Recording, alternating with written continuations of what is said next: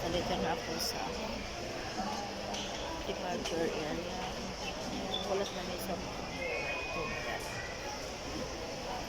So, dahan kay tao din sa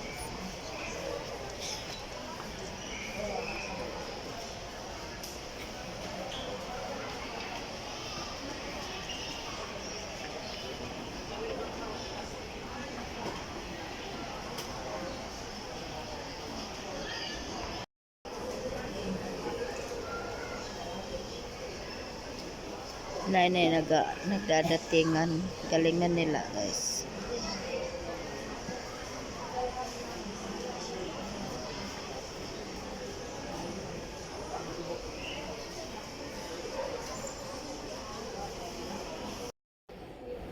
So yan guys, nakakamimis dito sa baba guys. So kapag tayo ay umuwi, yan, dyan maghihintay ng luggage. Tapos doon banda ay labasan na. Nakakamimis guys pag umuwi. Dito tayo lalabas. At may sundo na tayo sa labas. So ngayon nandito ako sa taas. Ako ay paalis. Kaya yun. Located at the second floor. If you are not part of boarding group number 1 or letter A, please remain seated.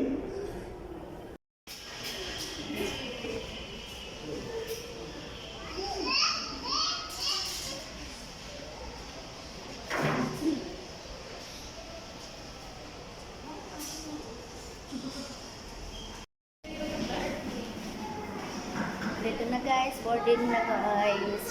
Boarding.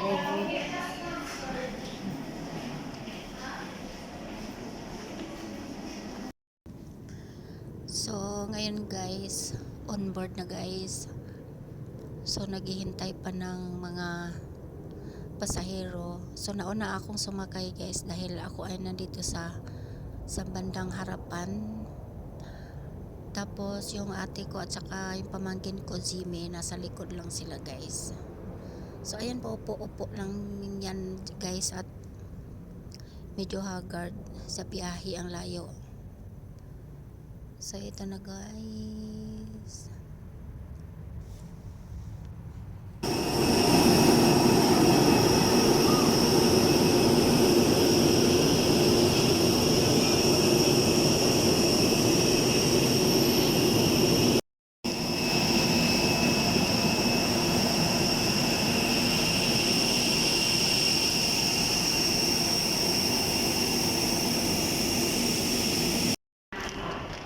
Nandito po ang airport personnel kung kailangan nila talaga.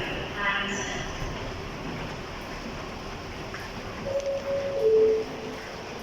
To all passengers,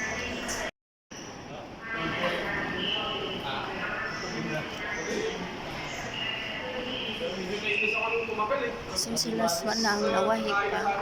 Sila Jimmy. Ay, nasa lubot. Ako na magustuhan. So, ako nang lumabas.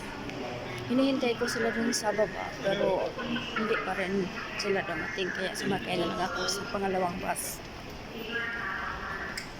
So, ayan. Una na lang ako doon sa aming bagahe. Doon na lang kami magkita. Doon ko na lang sila hantayin sa bagahe. Kasi naihi ako eh.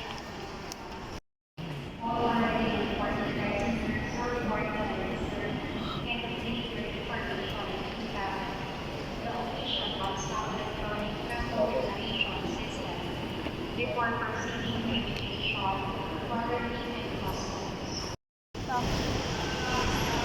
Saan namin dito sa Terminal 3 guys. Nagulat may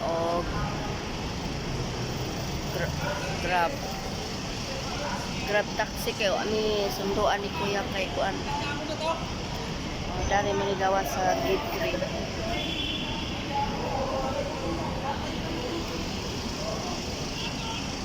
Grab booking guys.